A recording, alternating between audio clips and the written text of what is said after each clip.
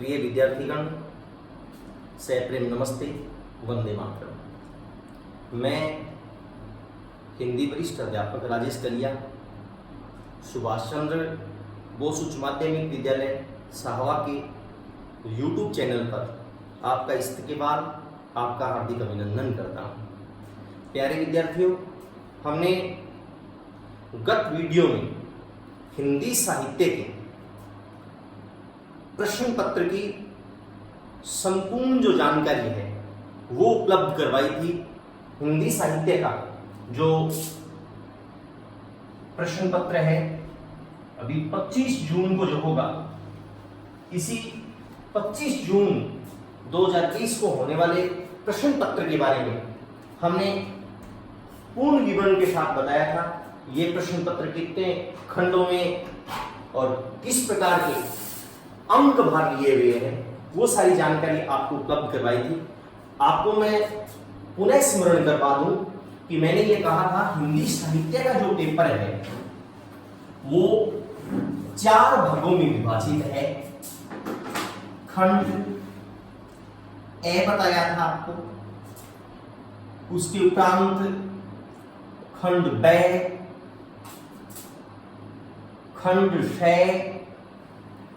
और खंड द। खंड ए में मैंने आपको बताया था हिंदी साहित्य का संक्षिप्त इतिहास, ये टॉपिक होगा। अंक इनका 16 होगा। ये एक ऐसा टॉपिक है जिसमें शिक्षक की इतनी ज्यादा भूमिका नहीं होती। ये विद्यार्थियों को स्वयं को ज्यादा पढ़ना होता है, क्योंकि ये सीधा विवरणात्मक होता है। खंड ब, ये काव्य शास्त्र या काव्यांग परिचय जो टॉपिक है ये बहुत महत्वपूर्ण है, और आज की जो कक्षा है वो काव्यांग परिचय इसी पर आधारित होगी। आपको मैं ये भी बता दूं, खंड 6 में सरयू जो पाठ्य पुस्तक है वो शामिल है, और खंड द में जो नामकिनी पुस्तक है वो शामिल है। प्यारे बच्चों, काव्यांग परिचय में वैसे 4 टॉपिक शामिल है। पहला जो टॉपिक है वो है काव्य गुण या काव्य दोष, ये टॉपिक है, काव्य गुण और काव्य दोष। दूसरा जो टॉपिक होगा वो होगा छंद। तीसरा जो बिंदु है वो है बच्चों अलंकार।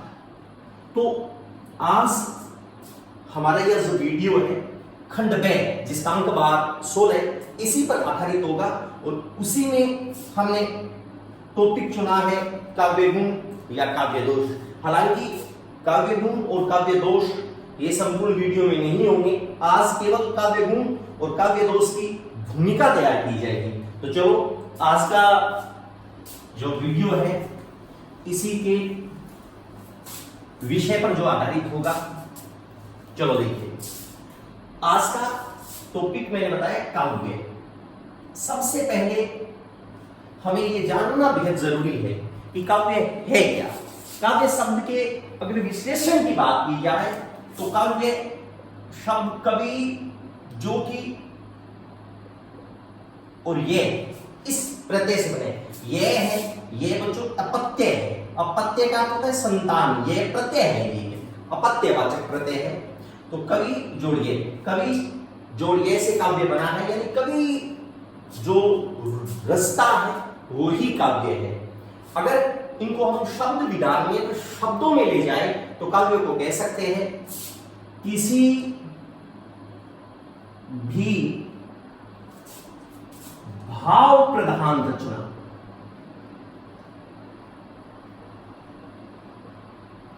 किसी भी भाव प्रधान रचना को हम काव्य कह सकते हैं। देखिए, भाव, काव्य में भाव का बहुत महत्वपूर्ण स्थान है। भाव जो है वो आपको अच्छी तरह से समझना चाहिए। देखिए, काव्य जो है, काव्य के 2 पक्ष होते हैं।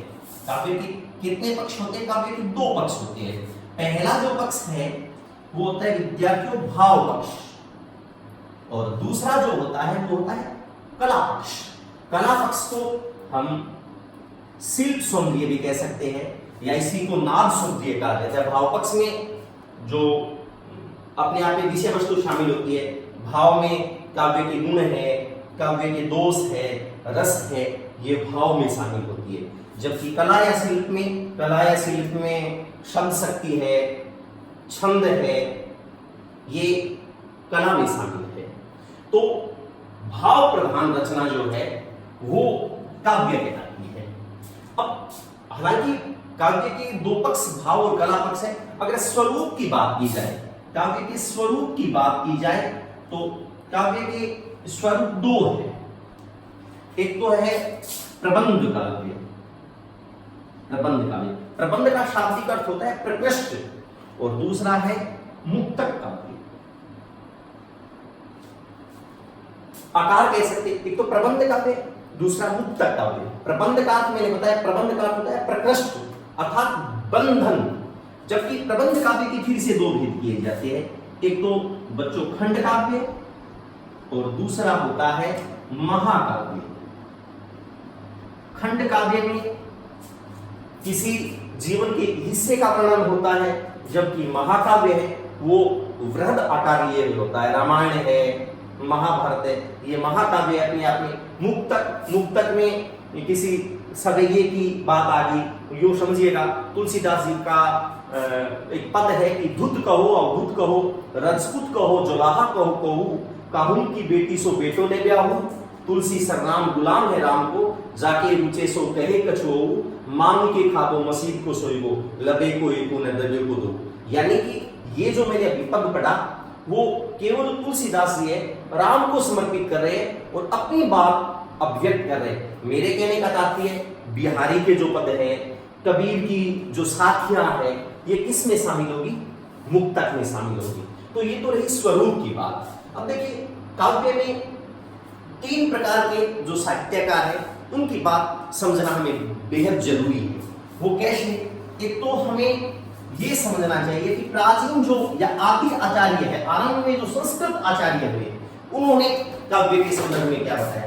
तो एक तो संस्कृत आचार्यों की हम बात करेंगे, उन्होंने काव्य के संदर्भ में क्या बताया वो बात।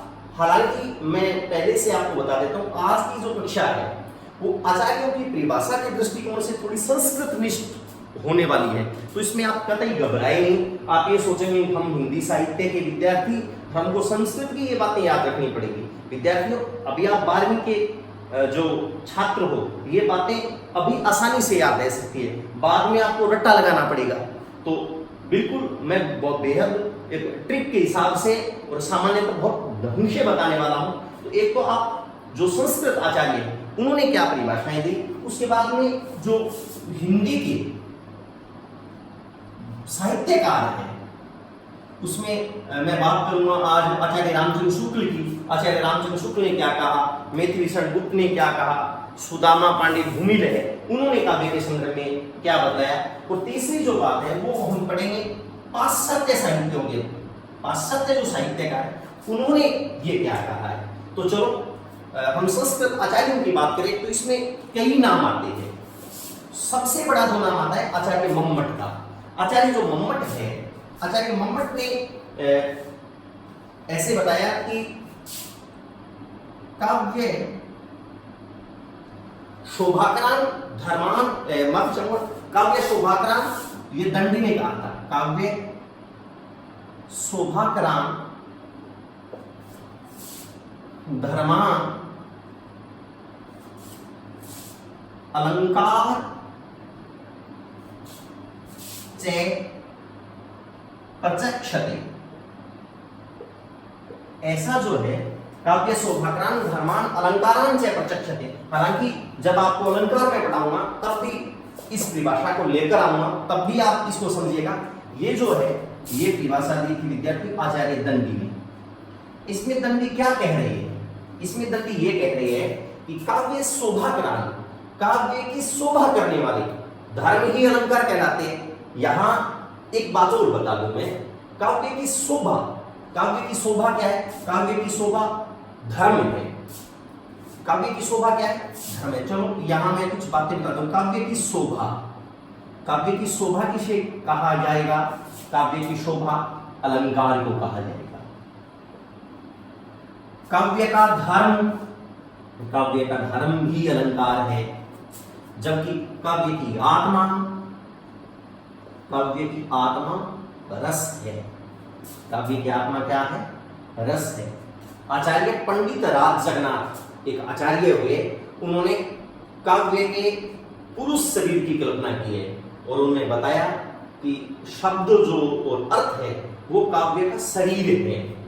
काव्य की शोभा है वो अलंकार है, काव्य के गुण जो है वो उदारता है, वो उनके गुण है।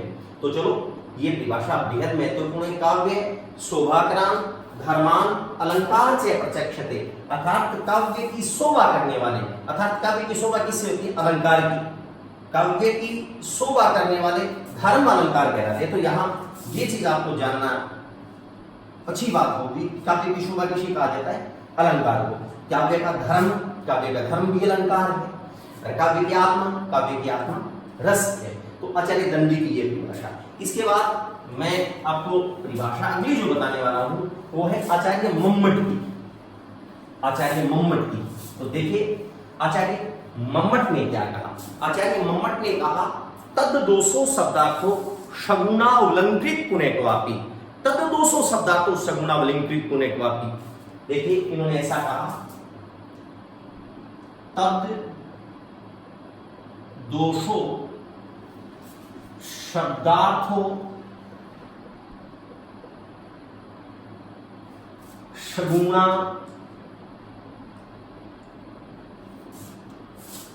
लंकृति पुनःक्वापि। बहुत अच्छी परिभाषा दी इन्होंने। इन्होंने कहा तद दोषो शब्दार्थो, दोष से रहित शब्द और अर्थ, यानी ऐसे शब्द और अर्थ जिसमें क्या ना हो? दोष ना हो, सगुणा गुणों से युक्त हो, अलंकृति पुनःक्वापि, और अलंकार भी, कभी कभी अलंकार भी काव्य हो सकता है। इनका यह मानना था कि दोष से रहित शब्द और अर्थ, अर्थात शब्द और अर्थ जो दोष से रहित हो, गुणों से युक्त हो और कभी कभार अलंकार विहीन भी हो। अर्थात इन्होंने कहा कि काव्य है वो अलंकार विहीन भी हो सकता है। ये परिभाषा किसने दी? आचार्य मम्मट ने। आचार्य मम्मट, आचार्य मम्मट जो है, आचार्य मम्मट का जो प्रसिद्ध ग्रंथ है वो है काव्य प्रकाश। कौन सा है? काव्य प्रकाश। काव्य प्रकाश। अभी हमने जो काव्य दंडी, आचार्य दंडी के बारे में पढ़ा था, आचार्य दंडी है, आचार्य दंडी, इनका जो ग्रंथ है वो है काव्यादर्श। काव्यादर्श।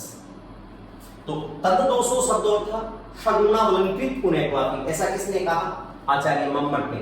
यानी दो वो शब्द और अर्थ जो दोष से रहित हो, गुणों से युक्त हो और कभी कभी अलंकार विहीन भी हो। इस बात का खंडन किया किसने? इस बात का खंडन किया आचार्य पीयूष वर्ष जयदेव ने। आचार्य पीयूष वर्ष जयदेव है, वो चंद्रालोक लिखते हैं। आचार्य पीयूष वर्ष जयदेव ने इस बात का खंडन किया और ये बताया कि काव्य को अलंकार विहीन हम नहीं कह सकते। अगर काव्य अलंकार विहीन है तो उन्होंने कहा काव्य को अलंकार विहीन मानना ठीक वैसे ही है जैसे हम अग्नि को उष्णता से विहीन मान रहे हैं। अर्थात ऐसा खंडन किसने किया? ऐसा खंडन किया था आचार्य चंद्रालोक के रचयिता आचार्य पीयूष वर्ष जयदेव ने। आचार्य पीयूष वर्ष जयदेव, आचार्य पीयूष वर्ष जयदेव। तो ये भी बात याद रखिएगा। आचार्य मम्मट वाली परिभाषा है वो बेहद महत्वपूर्ण है। इसके अलावा जो आचार्य विश्वनाथ है और पंडित राज जगन्नाथ है, उनकी परिभाषाएं मैं और बता दूं। देखिए आचार्य विश्वनाथ ने कहा रसात्मकम वाक्यम काव्य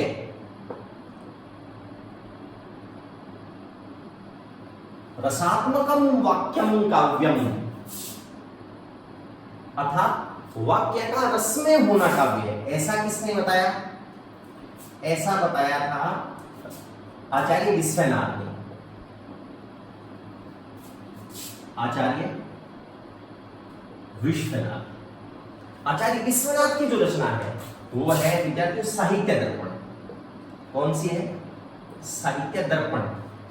तो रसात्मकम वाक्यम काव्यम, वाक्य का रस में होना काव्य है। जबकि आचार्य भामे है, आचार्य भामे ने कहा था शब्दार्थो सहितो काव्यम, ऐसा कहा था आचार्य भामे। आचार्य भामे, आचार्य जो भामे, उसकी जो रचना है वो है काव्यालंकार। काव्यालंकार सूत्र प्रतीककार,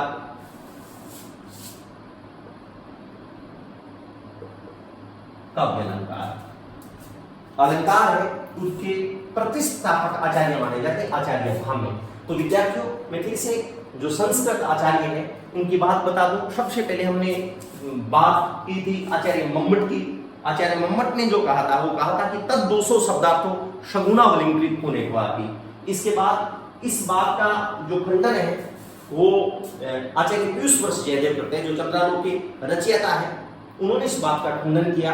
हमने दंडी की परिभाषा को भी जाना। दंडी ने ये कहा था कि काव्यसु वाक्रान धर्मान अलंकारान च प्रचक्षते।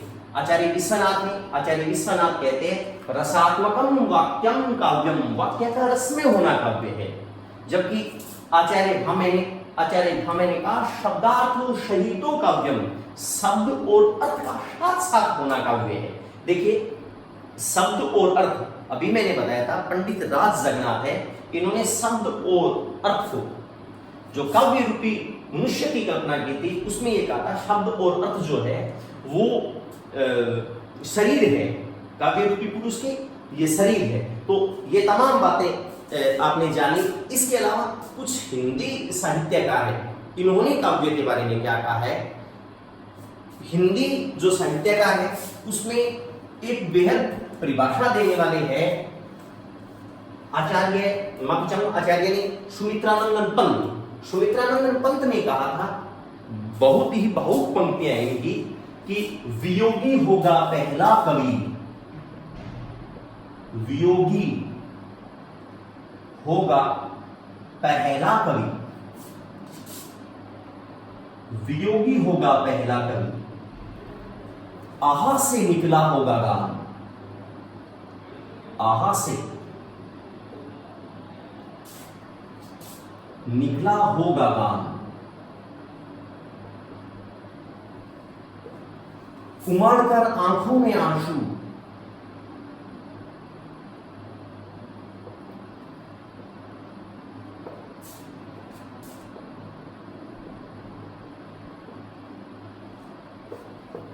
बही होगी कविता नया,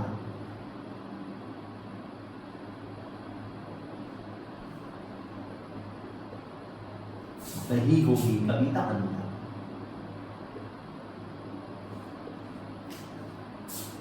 हृदय के सन्निकट भाव से निकलने वाली ये पंक्तियां, वियोगी होगा पहला कवि। सुमित्रानंदन पंत ने कहा था अगर कोई पहला कवि था तो योगी था सुमित्रानंदन पंत।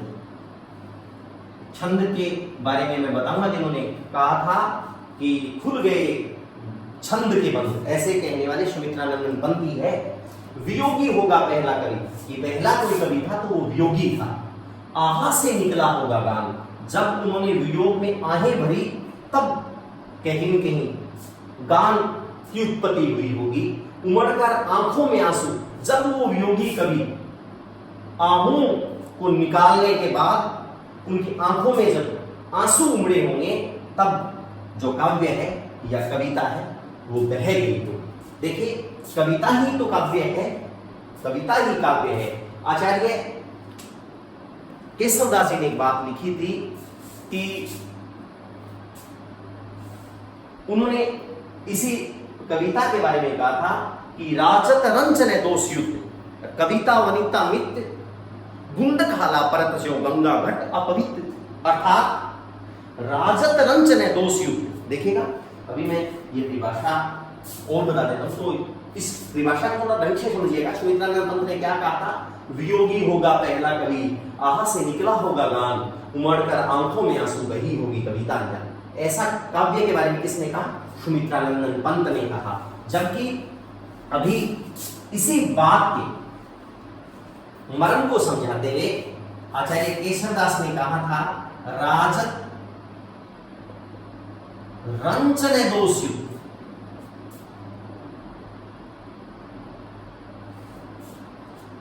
कविता वनिता मित्र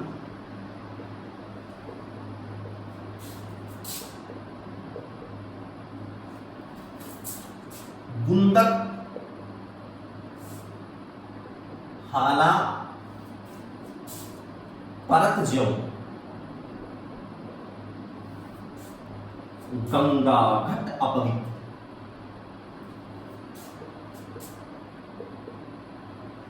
यह है प्यारे बच्चों आचार्य केशवदास की परिभाषा है।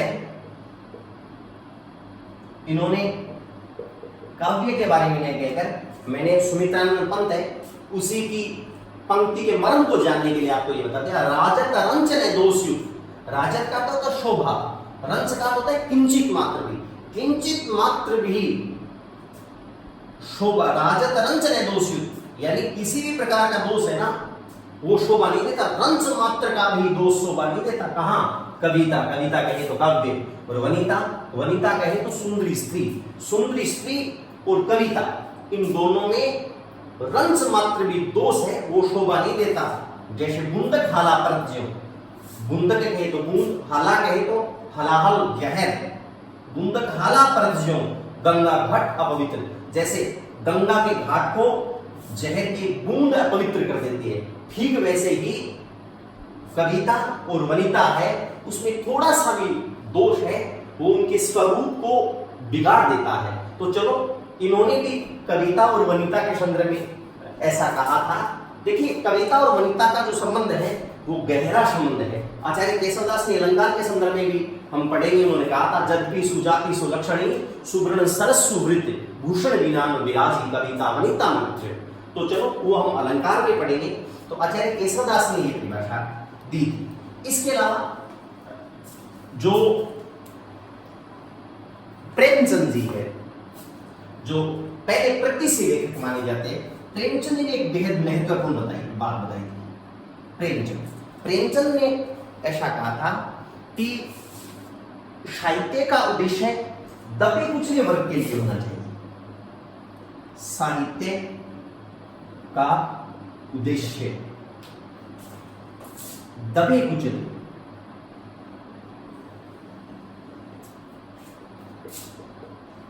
वर्ग के लिए होना चाहिए। ऐसा किसने बतलाया? ऐसा बताया था बच्चों प्रेमचंद जी। किसने बताया? प्रेमचंद जी ने। देखिए इस बात की मैं प्रस्तावना में आपको ये बता दूं, मैंने अभी आपको बताया था प्रेमचंद जी है वो पहले प्रगतिशील लेखक माने जाते हैं। ये आपको हिंदी साहित्य के संक्षिप्त इतिहास में इधर प्रगतिशील जो लेखक है उसमें प्रेमचंद जी की ये बातें ध्यान रखना। देखिए वैश्विक स्तर पर द प्रोग्रेसिव राइटर्स एसोसिएशन की स्थापना हुई थी 1935 में। द प्रोग्रेसिव राइटर्स एसोसिएशन चलो संक्षेप में लिखता हूं मैं। इनकी स्थापना 1935 में हुई लंदन, E.M. फोस्टर ने की थी। E.M. फोस्टर, इन्होंने द प्रोग्रेसिव राइटर्स एसोसिएशन की स्थापना की 1935 में लंदन में, E.M. फोस्टर ने। और इसी द प्रोग्रेसिव राइटर्स एसोसिएशन की नकल भारतीयों ने की, और वो दो नाम आते हैं, एक तो रजिया सज्जाद जही और दूसरा नाम है बच्चों मुल्क राज आनंद। मुल्क राज आनंद, रजिया सज्जाद जही और मुल्क राज आनंद ने भारत में द प्रोग्रेसिव राइटर्स एसोसिएशन की नकल करते हुए प्रगतिशील लेखक संघ की स्थापना की।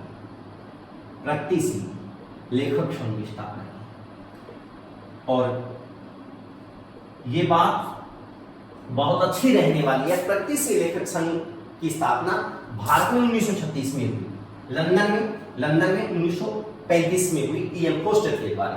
प्रगतिशील लेखक संघ है, इसका 1936 में पहला अधिवेशन होता है। कहां अधिवेशन होता है बच्चों? लखनऊ में, जो नवाबों का शहर कहलाता है ना लखनऊ, उसी लखनऊ में प्रगतिशील लेखक संघ का पहला अधिवेशन होता है।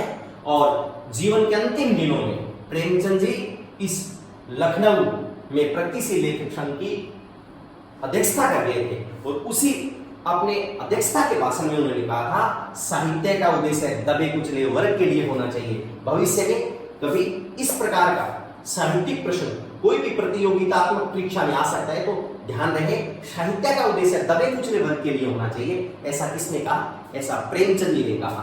अब अपने हिंदी के एक और कवि हुए, साहित्यकार हुए मैथिली शरण गुप्त, जो अपने आप में हिंदी में बहुत बड़ा नाम है, भारत के राष्ट्र कवि है। अपने राष्ट्र कवि कौन है? राष्ट्र कवि मैथिली शरण गुप्त है। इसके अलावा रामधारी दिनकर है, उनको भी राष्ट्र कवि कहा जाता है। तो मैथिली शरण गुप्त ने एक बात की कि मनोरंजन नए कवि का कर्म होना चाहिए। मनोरंजन नए कवि का कर्म होना चाहिए, उसमें उचित उद्देश्य का भी मर्म होना चाहिए, उसमें उचित उपदेश का भी मर्म होना चाहिए। ऐसा काव्य या साहित्य के बारे में किसने कहा? ऐसा कहा बच्चों मैथिली शरण गुप्त ने। किसने कहा? मैथिली शरण गुप्त ने, जो 1912 में भारत भारती लिखते हैं और भारत के राष्ट्र कवि बन जाते हैं। मैथिली शरण गुप्त की किस रचना के कारण इनको राष्ट्र कवि का दर्जा दिया गया? भारत भारती। तो इन्होंने कहा मनोरंजन नए कवि का कर्म होना चाहिए, कि केवल कवि का उद्देश्य मनोरंजन करना नहीं है, तो फिर क्या है? इन्होंने कहा कि उसमें उचित उद्देश्य होना चाहिए। अगर साहित्य में उद्देश्य नहीं है, केवल मनोरंजन है, तो हम उसको क्या नाम कह सकते? हम उसको साहित्य नहीं कह सकते। ऐसा किसने कहा? ऐसा मैथिली शरण गुप्त ने कहा। देखिए अगली जो परिभाषा है वो मैं बताने वाला हूं, सुदामा पांडे धूमिल। उन्होंने बहुत ही रोचक और रोमांचित से भरी हुई परिभाषा दी। उन्होंने कहा कविता जो है, कविता शब्दों में खड़े बेकसूर आदमी का हलफनामा है। आदमी का हलफनामा है। बहुत अच्छी परिभाषा है। तो सुदामा पांडे जो धूमिल है, उन्होंने क्या बताया? सुदामा पांडे धूमिल ने ये बताया कि कविता, ठीक है, ये सुदामा पांडे धूमिल इन्होंने ये कहा कि कविता शब्दों में खड़े बेकसूर आदमी का हलफनामा है। इसके अलावा विद्यार्थियों और भी परिभाषाएं हैं, जिसमें खासतौर से जो परिभाषा आती है वो आती है आचार्य रामचंद्र शुक्ल की। आचार्य रामचंद्र शुक्ल ने कहा प्रत्येक देश का साहित्य वहां के जनता की चित्तवृत्ति का संचित प्रतिबिंब है। देखिएगा, इन्होंने कहा प्रत्येक देश का साहित्य, प्रत्येक देश का साहित्य जनता की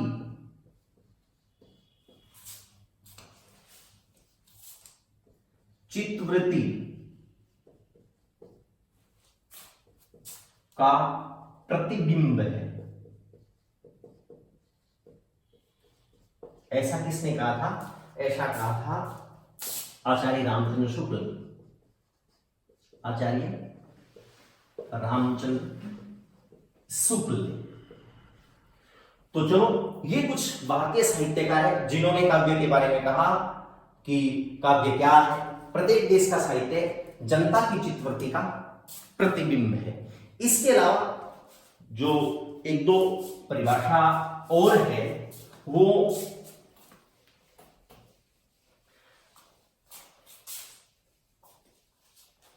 जो परिभाषा है वो पाश्चात्य साहित्यकारों की परिभाषा है। कुछ पाश्चात्य विद्वान हुए, इन्होंने इस परिभाषाओं को कैसे बताया। देखिए, इसमें खासतौर से जो एक विद्वान हुए हैं कार्लाइल। कौन हुए? कार्लाइल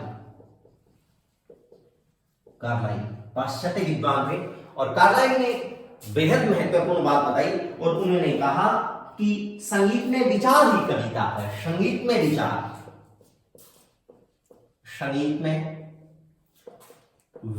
ही कविता है। संगीत में विचार ही कविता है। ऐसा बच्चों किसने कहा है?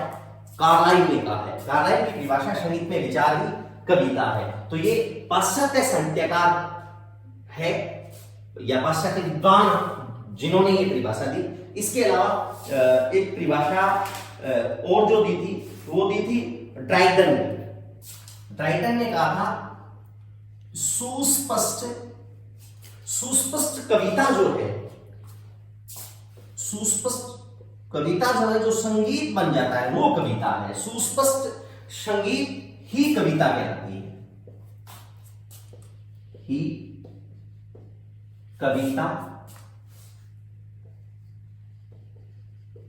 कहलाती है। अर्थात ऐसी जो परिभाषा दी है, सुस्पष्ट संगीत ही कविता है, ऐसी जो परिभाषा दी है वो ड्राइडन ने दी है। किसने दी बच्चों? ड्राइडन ने। बहुत ही अच्छी परिभाषा है। सुस्पष्ट संगीत ही कविता है, और इसको अंग्रेजी में हम कह सकते हैं पोएट्री इज आर्टिकुलेटेड म्यूजिक, अर्थात सुस्पष्ट संगीत ही कविता है। इसके अलावा मैथ्यू अर्नाल्ड नाम के पाश्चात्य विद्वान हुए, मैथ्यू अर्नाल्ड, उन्होंने कहा है कविता मूलतः जीवन की आलोचना है। जीवन की आलोचना है। ये जो परिभाषा है ये दिए मैथ्यू अर्नाल्ड।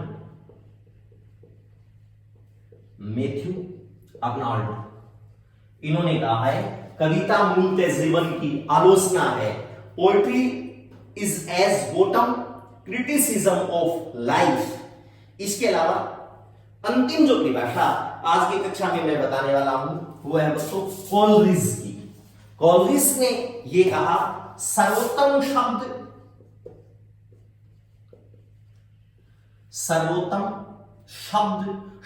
जो शब्द होते हैं वो अपने सर्वोत्तम कर्मों में हो। सर्वोत्तम शब्द अपने सर्वोत्तम क्रमों में जब होंगे, अर्थात क्रमों में होने पर कविता है। में होने पर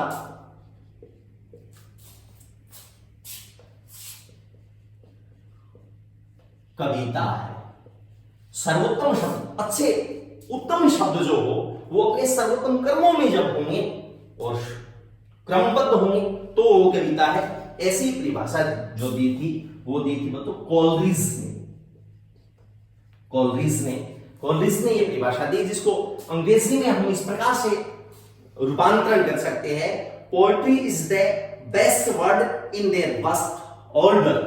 ऐसी परिभाषा बच्चों कोलरिज ने दी। तो आज की कक्षा में हमने काव्य के बारे में पढ़ा। सबसे पहले काव्य क्या है? काव्य दो शब्दों का मेल है, कवि और ये। कवि जो रचता है वो ही काव्य है। इसके अलावा मैंने आपको ये बताया कि कोई भी भाव प्रधान रचना है वो काव्य कहलाती है। काव्य की परिभाषा में हमने दंडी की बात की, हमने मम्मट को पढ़ा, मम्मट के बाद में आचार्य पीयूष जयदेव को पढ़ा, आचार्य विश्वनाथ को पढ़ा, भामे को जाना। इसके अलावा हिंदी साहित्यकारों में हमने प्रेमचंद को जाना, हमने मैथिलीशरण गुप्त को जाना, हमने सुदामा पांडे धूमिल को जाना। ये सभी जो परिभाषाएं अपने आप में काव्य को लेकर है।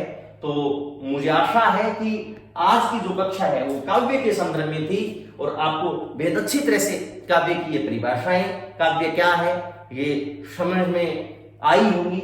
आगे की जो कक्षा है वो किसी और टॉपिक को लेकर होगी। बहुत बहुत धन्यवाद, बहुत बहुत आभार।